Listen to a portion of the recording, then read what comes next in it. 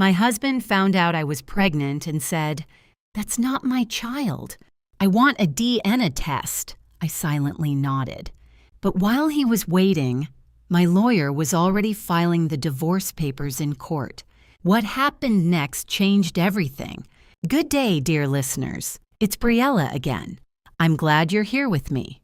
Please subscribe to my channel and like this video. And also let me know in the comments which city you're listening from.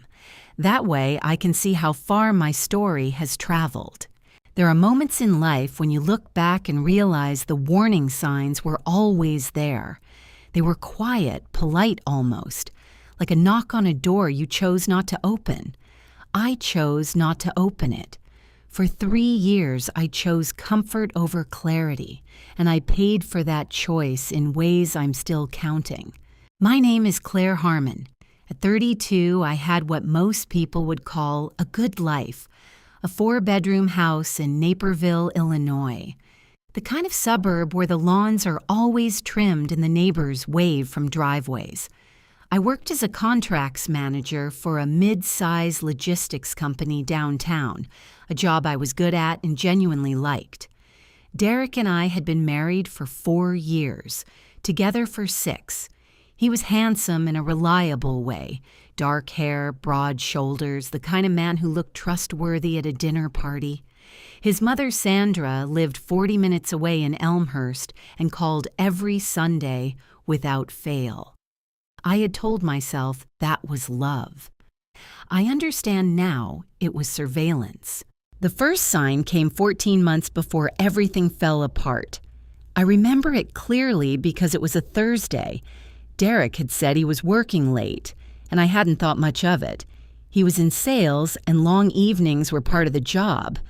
But when he came home that night, there was something off about him. Not dramatic, just adjusted. Like a picture that's been moved slightly on the wall and you can't quite explain why it bothers you. He smelled like he'd recently showered at the gym, but his gym bag was dry. I filed it away without filing it. Then there were the phone habits. Derek had always been casual about his phone, leaving it on the kitchen counter, charging it in the open. Somewhere around month 2 of that year, the phone started traveling with him, to the bathroom, to the garage when he went to check the car. He switched to a longer passcode without mentioning it, and when I asked, he laughed and said his company had updated its security policy.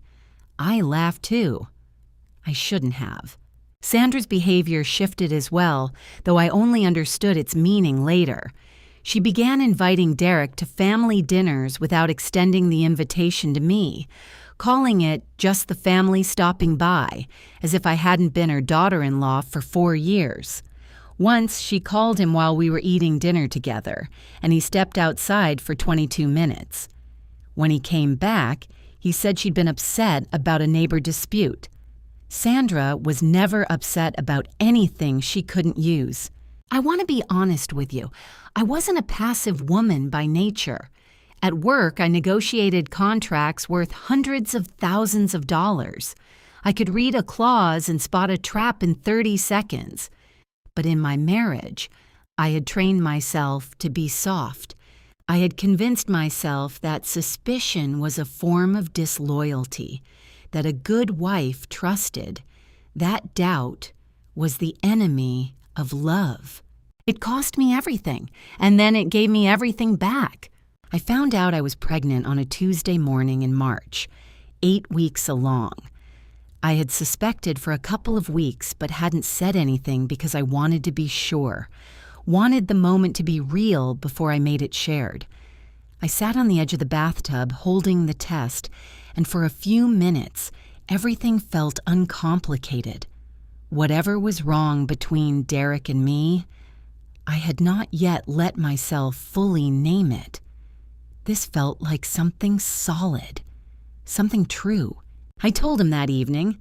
I made his favorite dinner, set the table properly, waited until we were both seated. I slid the test across the table and watched his face. What I expected, surprise, then joy. than the particular softness men sometimes show when they realize their life is about to expand.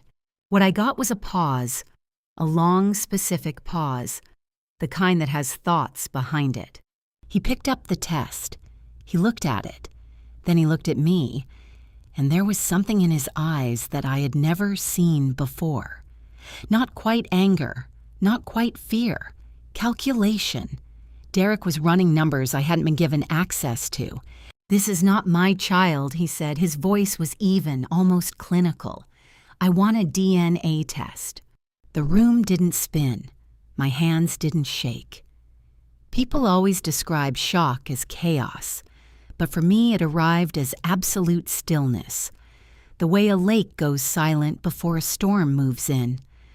I looked at my husband across the dinner table, in the house we had chosen together, in the neighborhood where everyone's lawns were always trimmed, and I understood in that moment that I had never truly known him. I nodded, slowly, quietly. I didn't cry. I didn't argue. I didn't throw the plate or demand an explanation or beg him to take it back. I simply nodded because in the 3 seconds between his words and my response, something had shifted inside me. The soft, accommodating version of Claire Harmon, the one who filed things away and laughed at strange explanations, had stepped back, and someone else had stepped forward. He thought he was waiting for a DNA test. He didn't know I had already picked up my phone under the table and sent a single text message to my attorney. "We need to talk tomorrow morning. It's time." That night, Derek slept in our bed as though nothing had happened. I lay beside him in the dark, staring at the ceiling, listening to his breathing slow and deepen into sleep. That was the part that undid me more than his words at the dinner table. The fact that he could sleep, that whatever he had done, whatever he was hiding, it didn't cost him a single hour of rest. I lay there cataloging everything I stood to lose, and he was unconscious by 10:15. I started with the obvious. The house, we had bought it together 4 years ago, a 30-year mortgage with both names on the deed. My salary had covered 60% of the down payment. I knew that because I had managed our joint finances from the beginning. Derek was good at earning money and indifferent to tracking it. I had the spreadsheets, I had the account records, I realized, more documentation of our financial life than most people accumulate in a decade. That was the contracts manager in me. I never signed anything I hadn't read, and I never spent anything I hadn't recorded. Then there was the question of the baby, 8 weeks. In Illinois, a child born within a marriage is legally presumed to be the husband's. Derek demanding a DNA test was, from a legal standpoint, his prerogative. But it was also a declaration. He had stated out loud in our kitchen that he doubted the paternity of my child. That was not a neutral act. That was a position, and positions have consequences. I thought about Sandra. I thought about the way she had watched me at Christmas last year. A particular look, patient and satisfied, like someone who knows how a story ends before it's finished. I had dismissed it as her general air of superiority. I wasn't dismissing it now. By 2 a.m, I had run through every scenario I could construct, and what I kept returning to was this. Derek had not accused me randomly. A man doesn't look at his pregnant wife and say, "That's not my child," unless he has prepared himself to say it. He had rehearsed that line, which meant he had a reason to rehearse it. And the only reason a guilty man preemptively accuses his wife is to get ahead of something he's afraid she's about to discover. He wasn't suspicious of me. He was afraid of himself. I got up at 5:30, made coffee, and sat at the kitchen table with my laptop. Derek wouldn't wake until 7. I had 90 minutes. The first thing I did was separate my financial exposure. I had a personal savings account he didn't know the full balance of. I had never hidden it, but I had never advertised it either. $64,000, accumulated over 6 years of careful saving. I moved nothing yet. Moving money before legal proceedings was the kind of mistake that looked bad in court, but I documented. I took screenshots. I logged into every joint account and downloaded 12 months of statements. Then I opened my email and wrote a careful, factual summary of what had happened the previous evening, what Derek had said, the exact words, the time, the context.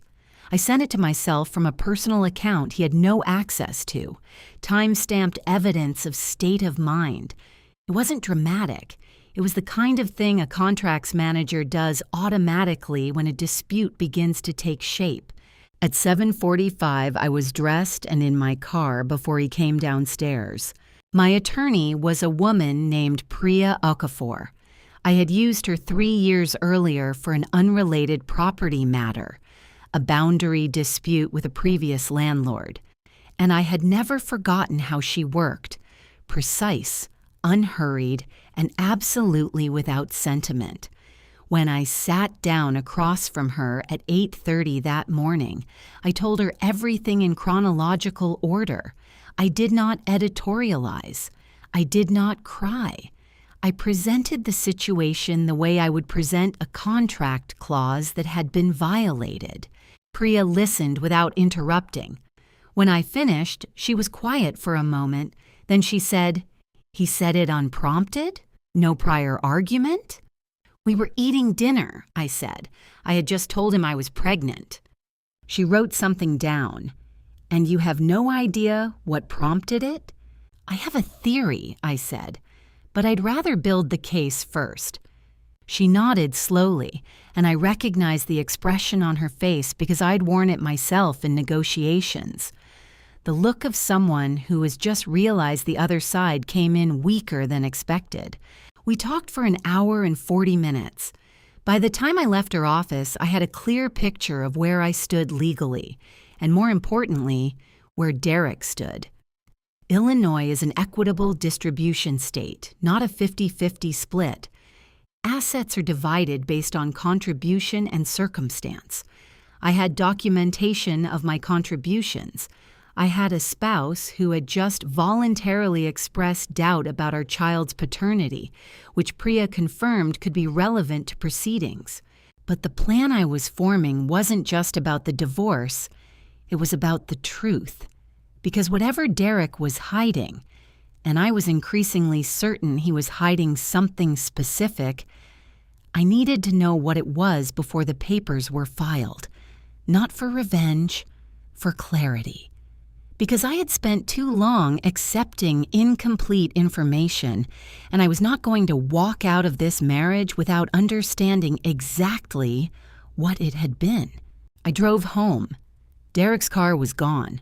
On the kitchen counter, he had left a note that said simply, "I've contacted a testing clinic. We can do this properly." I read it twice. I folded it and put it in my bag. Evidence, I thought. Everything is evidence now. The divorce petition was filed on a Friday. Priya had moved with the kind of quiet efficiency I had hired her for. No announcements, no warnings, no confrontational phone calls to Derek's attorney. The documents went into the Cook County court system at 10:47 in the morning while Derek was at work, and he wouldn't know until he was formally served.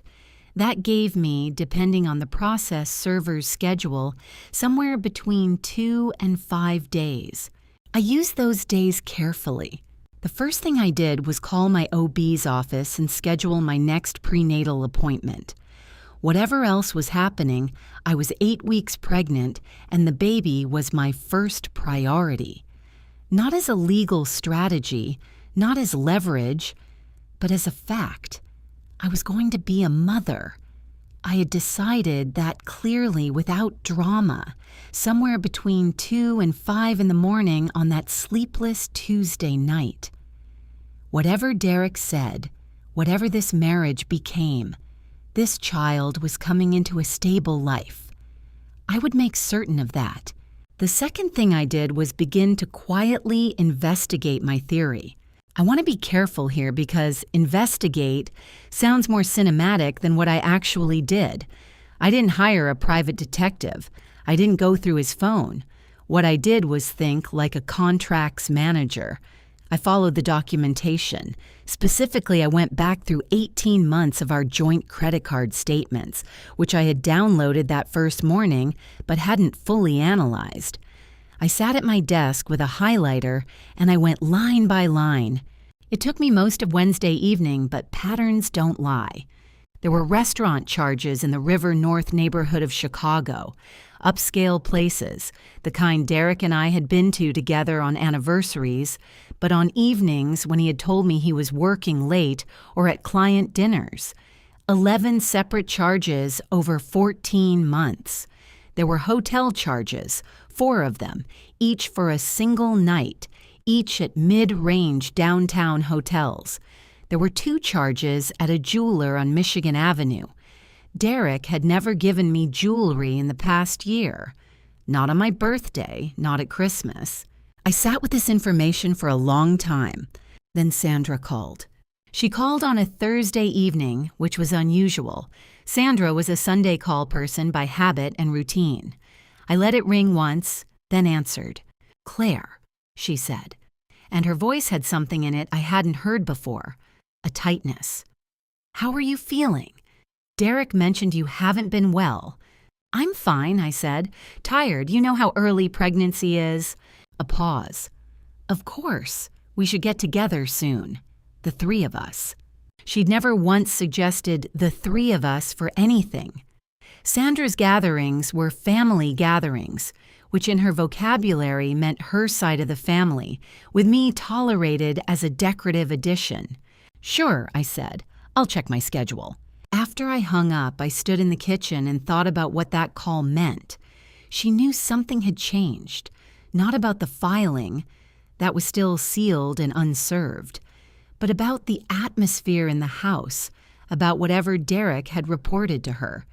Sandra and Derek were close in a way that had always slightly unsettled me. They spoke privately, regularly, and he deferred to her judgment in a manner that went beyond normal family loyalty.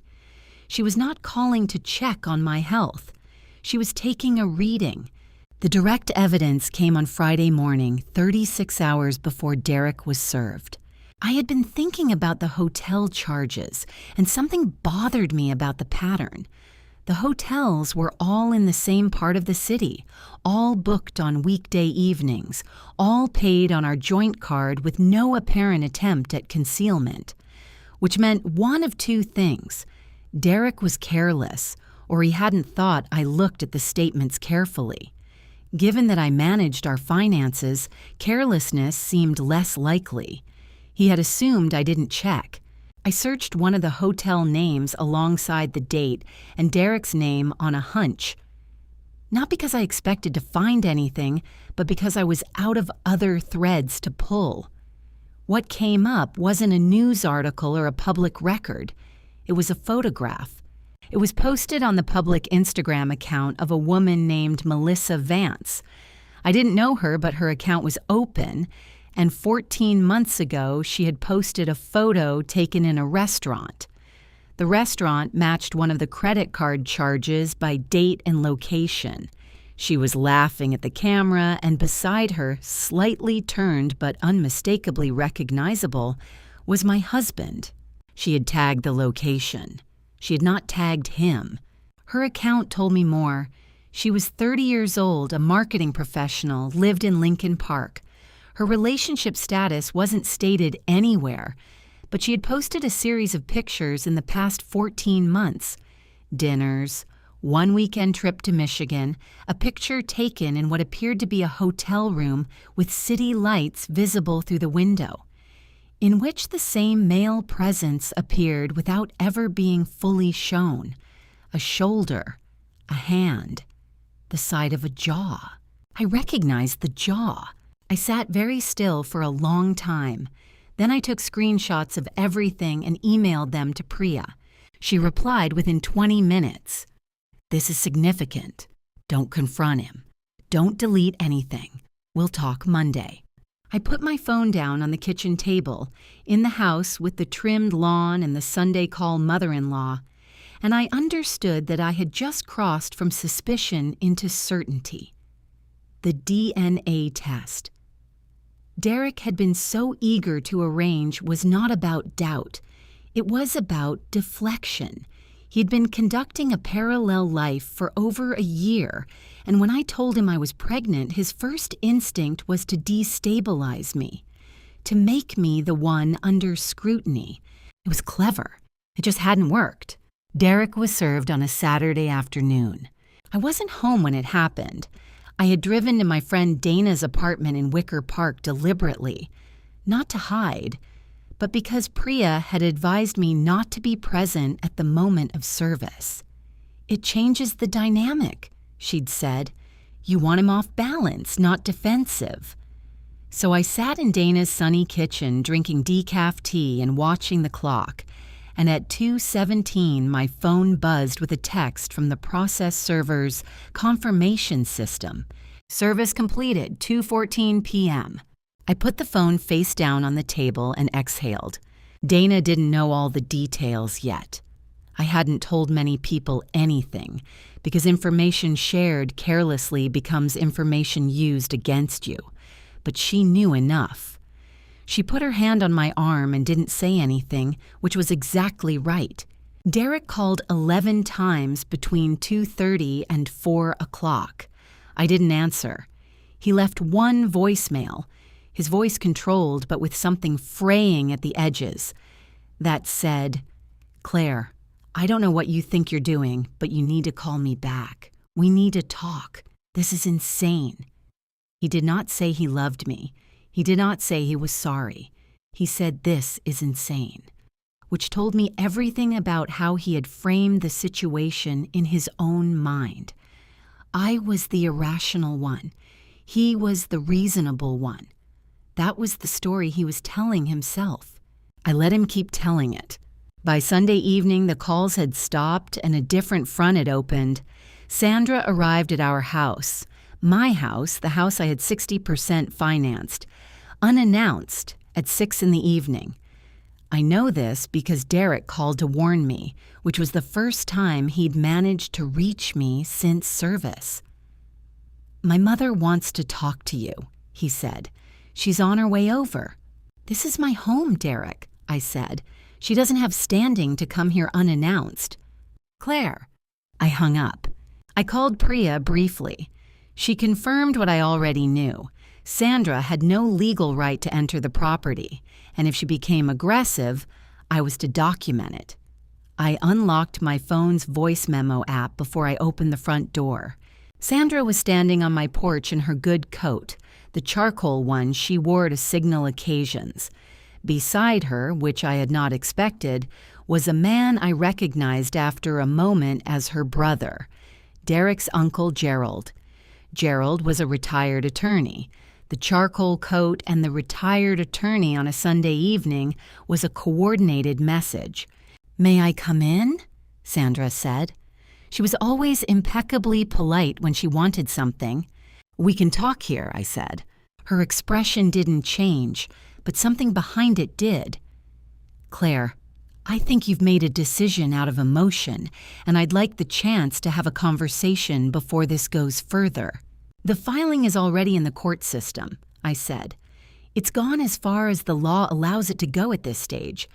There's nothing to reverse." Gerald spoke then, calm, measured, the voice of a man accustomed to being the most authoritative presence in a room. "Claire, you should understand that contesting this kind of filing can become very costly, emotionally and financially. Derek has resources, and so does this family. It might be in everyone's interest to step back and reconsider." There it was. It was not a threat wrapped in gauze. It was a threat, dressed in the language of reasonableness, delivered by a retired attorney in good clothes, but unmistakably a threat. "We have money. We will spend it. You will lose." I had prepared for this moment without knowing its exact shape, and I found that preparation steadied me in a way I hadn't expected. I looked at Sandra, then at Gerald, and I said, "I appreciate you coming. I want to be clear about something. I have documentation of 14 months of financial activity, including records that Priya Okafor's office is currently reviewing. If Derek would like to contest this filing, that documentation will become part of the discovery process. I'd encourage you to consult with your attorney about what that means before anyone invests further in a strategy." I did not mention Melissa Vance by name. I didn't need to.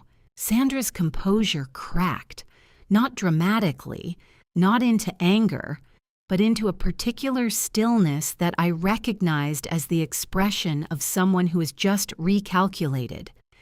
Gerald's jaw tightened. He looked at Sandra, and she looked at him, and the communication between them was swift and wordless, and told me everything. They had not known how much I had. "We'll be in touch," Gerald said. "Through my attorney," I replied. "Have a good evening." I closed the door. My hands were not shaking.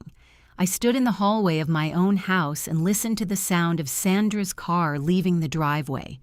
And then I sat down on the bottom stair and allowed myself, for approximately 2 minutes, to feel the full weight of what I had just done.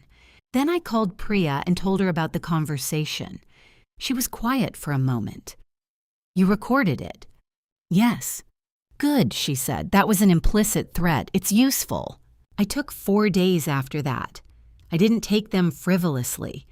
I still went to work, still attended my prenatal appointment, still answered necessary emails. But I stopped feeding the anxiety. I cooked real meals. I slept. I called my sister in Portland and talked for 2 hours about things that had nothing to do with Derek. The baby was the size of a raspberry, my OB had said. I thought about that instead. Something that small, already with a heartbeat, already worth everything. The temptation, when it came, arrived in a form I hadn't anticipated. It wasn't another visit from Sandra. It wasn't Gerald with his measured legal voice.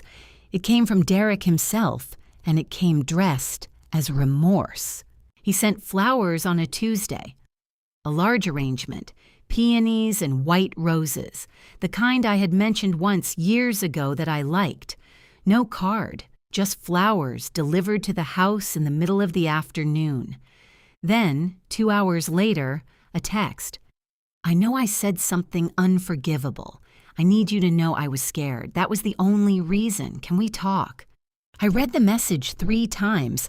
I recognized what it was immediately, not because I was cynical, but because I knew Derek, and I knew what Derek frightened looked like. He wasn't reaching for me. He was reaching for a situation he'd lost control of. The flowers were the opening. The admission of fear was the hook.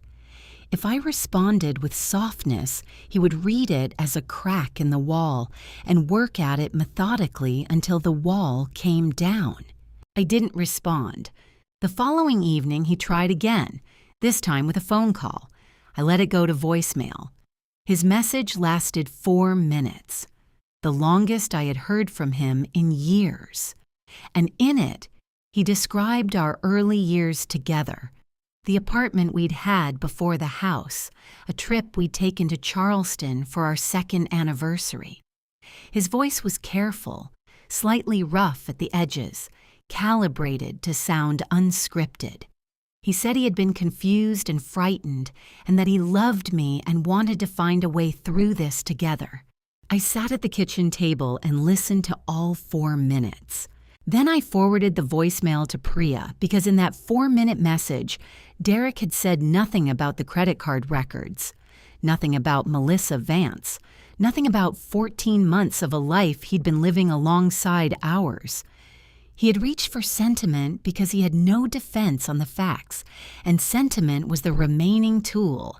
Priya texted back, "Classic, keep saving everything." What I found in those days, and this surprised me more than the flowers or the voicemail, was that other people could see what I hadn't been able to see while I was inside it. My coworker Anita, who had known Derek peripherally through company events, said carefully one afternoon, "I always thought he was charming in a way that asks something of you, if that makes sense." It made complete sense. Dana, who had known us both since our first year together, said, "I never understood why you were always the one managing everything." My sister in Portland said, "Mom and I used to talk about it. We didn't want to say anything. They had all seen it.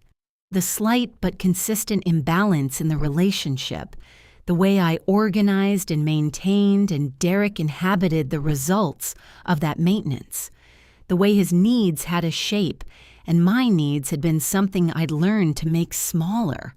I had been too close to see it, the way you can't read a word pressed directly against your eye. It was not a comfortable thing to understand. It would have been easier to believe the problem had started the night of the dinner table. Sudden and inexplicable. A good marriage punctured by one bad moment. But it hadn't started there. It had started earlier, in smaller things, and I had smoothed each smaller thing over with accommodation and told myself it was love. The support that mattered most came from a source I hadn't fully used before, a therapist named Dr. Ellen Marsh, whom I began seeing on recommendation from my OB. I was hesitant at first. I am a person who solves problems, and therapy felt adjacent to admitting I couldn't solve this one.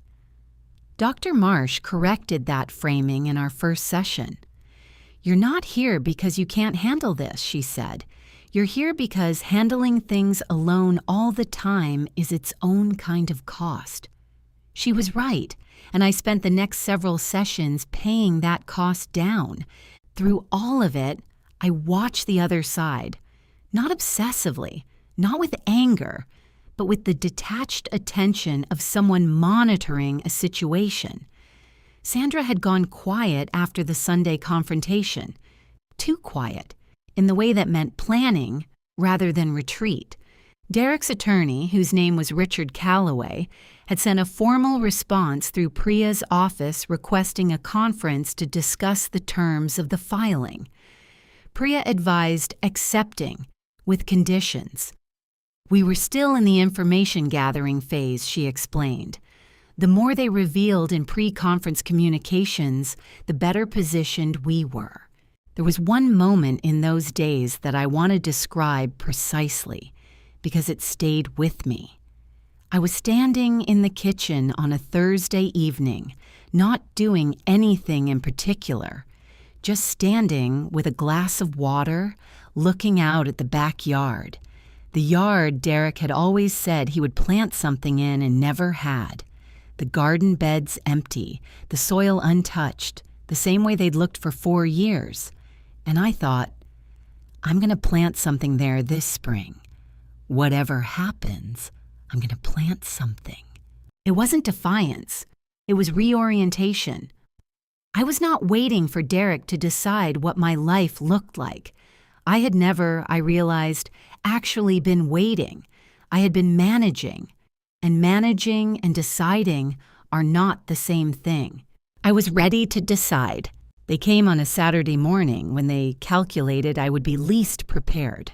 Sandra rang the doorbell at 9:45, which is early enough to feel like an imposition and late enough to seem reasonable. I saw her car in the driveway through the front window before I answered, and Gerald's car directly behind it, and then a third car I recognized after a moment as Derek's. All 3 of them, together, on a Saturday morning, without any warning. I stood in the hallway for a moment. Then I turned on the voice memo app on my phone, slid it into my cardigan pocket, and opened the door. Sandra was holding a dish, some kind of baked good, wrapped in a cloth. She was smiling the specific smile she deployed at moments that required the appearance of warmth. Derek stood slightly behind and to her left, which I found telling. He was letting her lead. Gerald stood at the back, hands in his coat pockets, the permanent air of measured authority.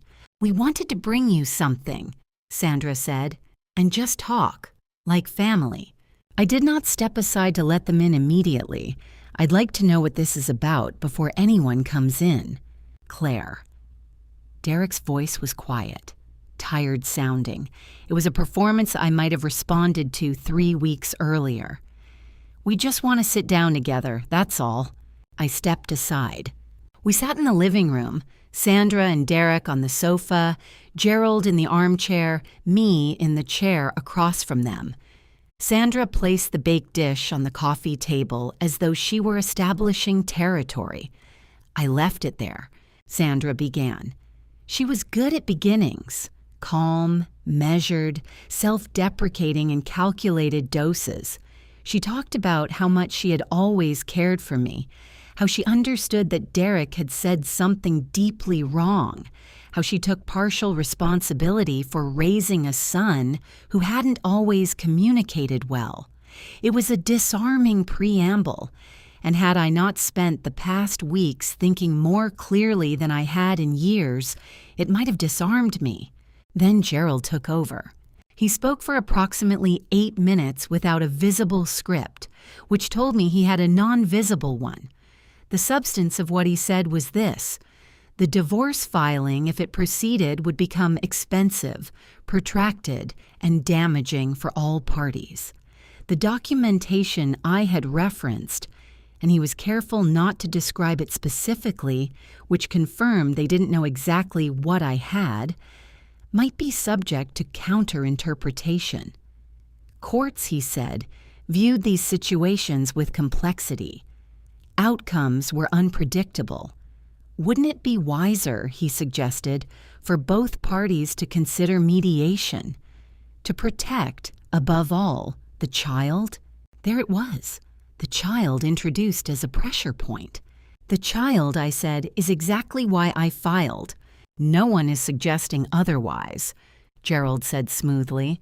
"We're simply saying that a contentious legal process is not the best environment for—" "Gerald," I said, and I used his name deliberately.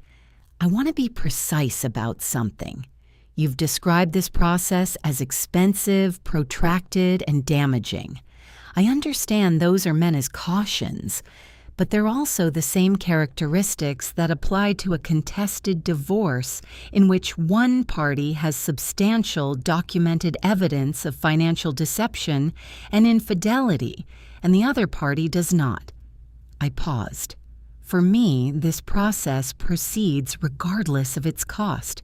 For Derek, that calculation might be different. Sandra's composure did not break this time. She was more prepared than she'd been on the porch, but something shifted in her posture, a fractional tightening that I recognized as a person recalibrating. Derek, who had been mostly silent, looked at his hands. Then Sandra dropped the mask. "Not completely, but enough." "You know," she said, and the warmth had gone, replaced by something older and harder underneath it. "Derek could argue that your behavior in recent weeks, the secrecy, the unilateral filing, the refusal to communicate, demonstrates a pattern of instability, particularly given the hormonal changes of early pregnancy." She said hormonal changes with precise deliberateness. These are things that can be raised. They were going to use my pregnancy against me. They were going to argue instability. They were going to take the fact of my motherhood and attempt to transform it into a liability. I sat with that for exactly as long as it took to breathe in and out once. Then I said, "I have a recording of this conversation and of our previous conversation on the porch in which Gerald made implicit reference to Derek's financial resources as a mechanism to discourage my legal action. I'd recommend consulting your attorneys before making any further characterizations about my mental state." Gerald stood up. It was not a graceful movement. "We'll be in touch through counsel," he said. "That's always been my preference," I said. They left. Sandra took her baked dish with her, which told me everything about how she'd actually meant the gesture. I closed the door and stood in the empty living room and let myself feel it. Because it was there, the fear, and I'd learned from Dr. Marsh not to pretend otherwise. It moved through me like cold water, the recognition that these people had resources and connections and the specific ruthlessness of those who have never been seriously challenged. They would use the pregnancy. They would find other angles. They were not finished. But the fear didn't hollow me out. It did the opposite. It made everything sharper, more specific. I was not going to let my child be used as a weapon against me, not by Derek, not by Sandra, not by a retired attorney with a practiced voice and a Sunday suit. I was not going to let them win. The deposition was scheduled for a Thursday morning in April. In Illinois family court proceedings, a deposition is standard in contested divorces. Each party's attorney has the opportunity to question the other party under oath, with a court reporter present. Priya had prepared me for mine weeks earlier. I had answered her practice questions sitting across from her in her office, calmly, completely, without elaboration where elaboration wasn't needed. I knew what was in my documentation. I knew what I could and could not be asked. I was as prepared as anyone could be. Derek's deposition was the event I had been working toward. Priya had subpoenaed records I hadn't been able to obtain independently. Specifically, Derek's personal credit card statements for the past 24 months. Not the joint card, which I already had, but a card issued solely in his name, which I had not known existed until Priya's financial discovery request came back with it attached. The card had a credit limit of $15,000. In 24 months, Derek had put nearly $40,000 through it. Paid down in irregular bursts that corresponded, I now understood, to his bonus cycles at work. The charges on that card told a story the joint card had only hinted at: hotel rooms, dinners, a weekend reservation at a resort in Lake Geneva, Wisconsin, a place Derek had told me he'd attended for a work conference 18 months ago, a trip during which he'd sent me a text saying the conference was dry but the food was good, airline tickets for 2 to Charleston, South Carolina, the city he had mentioned in his 4-minute voicemail as the place we'd gone for our 2nd anniversary. He had taken someone else there, to our anniversary city. I had not known that last detail before the deposition. Priya showed it to me the morning before, in her office, over coffee. I sat with it for a moment. Then I said, "Okay." She looked at me carefully. "Are you all right?" "I'm clear," I said. Which was true. The anger had burned through weeks ago. What was left was clarity. The deposition took place in a conference room at Callaway's firm in the Loop. Neutral ground by agreement. Derek arrived with Callaway, both of them in dark suits. Derek looking like a man who had slept poorly but was trying not to show it. Sandra was not present. Depositions are not public, and her attendance would have been noted. Gerald was not there either. I sat beside Priya. I wore a gray dress and low heels. I had thought about what to wear with the specific logic that appearance is communication, and what I wanted to communicate was not warmth and not aggression. Composure, steadiness, the look of someone who is exactly where she expected to be. Priya conducted Derek's questioning methodically. She began with logistics, employment, income, the structure of our household finances, and Derek answered steadily, even with a slightly defensive confidence that I recognized as Callaway's coaching. Then Priya began on the records. She asked about the personal credit card.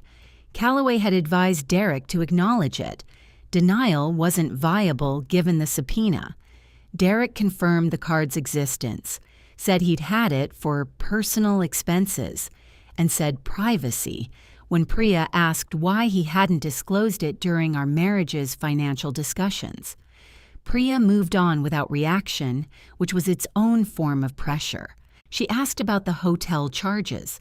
Derek said he had occasionally stayed in the city for work. Priya asked which clients. He named 2. She'd already contacted those clients with Callaway's knowledge as required, and neither had records of meetings on the dates in question. She put that documentation on the table. Derek's composure held, but Callaway leaned over and whispered something, and Derek said he would need to review his calendar for the specific dates. Priya noted the non-answer for the record and moved forward. Then she asked about the Charleston trip. She put the airline records on the table. 2 tickets, the dates, the names, Derek Harmon and Melissa Vance. The room was quiet in a specific way, not silent, but specifically, consciously quiet. The court reporter's fingers still for a moment. Callaway's pen stopped. Derek looking at the documents with an expression that had moved past calculation into something more unguarded. "Can you describe the purpose of this trip?" Priya asked. "It was personal," Derek said. "Can you explain who Melissa Vance is?" Callaway said, "Objection to the characterization." But there was no jury here, no judge, and Priya simply waited. Derek said, "A friend." "How long have you known Melissa Vance?" Another pause. Longer. Callaway wrote something on his notepad and slid it toward Derek. Derek looked at it. Then he said, "Approximately 2 years. And during the period of your relationship with Ms. Vance, were you and Claire Harmon married?" "Yes." "Were you living together as a married couple?" "Yes." "Did you disclose your relationship with Ms. Vance to Claire at any point during that period?" The pause before Derek's answer lasted long enough that the court reporter looked up. Then he said, "No." Priya let that sit for 4 full seconds. Then she said, "You've stated that upon learning of Claire's pregnancy, your first response was to request a DNA test. Is that accurate?" Derek stopped, started again. "I was confused." "You were confused," Priya repeated, with no inflection. "You had been conducting a relationship with another woman for approximately 2 years, and upon learning your wife was pregnant, you told her the child was not yours. Is that a complete account of what happened?" Callaway objected to the compound nature of the question. Priya rephrased.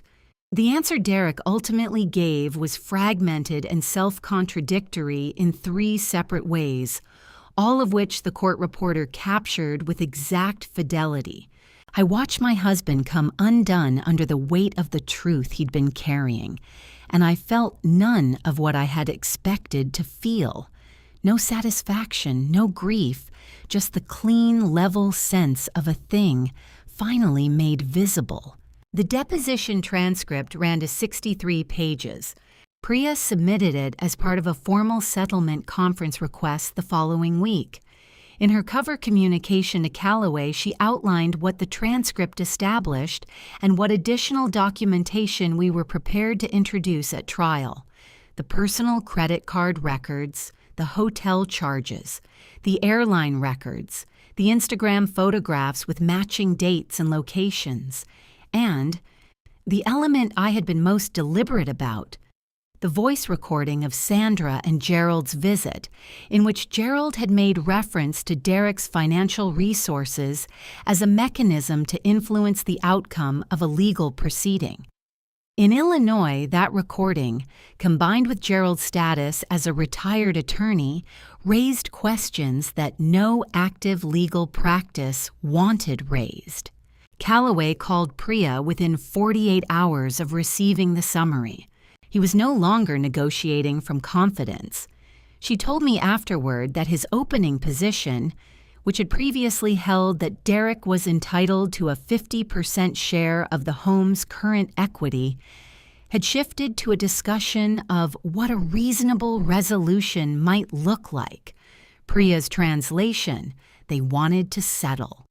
Quickly, quietly. Before any of this became public record in a trial, we let them wait 1 week before responding. In the intervening days, I did 3 things. I met with my OB for my 16-week appointment and heard my daughter's heartbeat on the monitor, a sound so ordinary and so extraordinary that I sat in the examination room afterward for 10 minutes before I felt steady enough to drive. I had breakfast with Dana and told her, for the first time, the full story, from the dinner table to the deposition. She listened without interrupting and then said, "You were always smarter than he thought you were."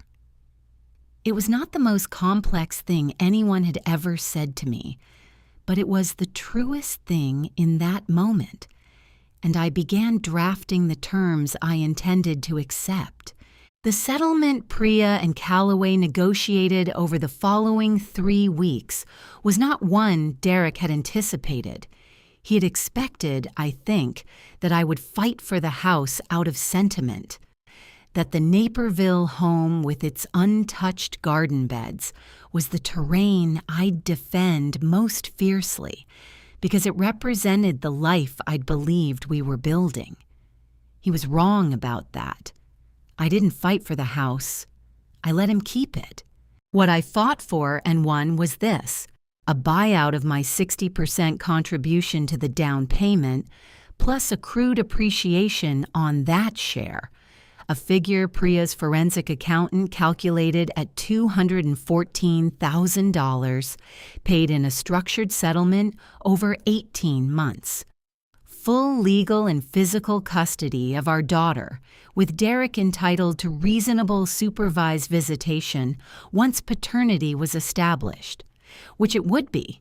I had never had any doubt about that, and neither had Priya, and the DNA test Derek had insisted upon became, in the final accounting, merely a formality that established what we already knew. Child support calculated at the statutory Illinois guideline, based on Derek's disclosed income and the undisclosed personal credit card spending that Priya had introduced as evidence of concealed assets. Derek's attorney fees for the personal credit card discovery, which Callaway had attempted to block and failed, were added to the settlement costs. The agreement was signed on a Wednesday morning. Callaway's office, the same conference room where the deposition had taken place. Derek sat across the table from me for the first time since I had served him, and he looked like a man who had aged sideways. Not older, exactly, but smaller. The particular smallness of someone who had believed their own story for too long and was only now, in the fluorescent light of a conference room, being confronted with its dimensions.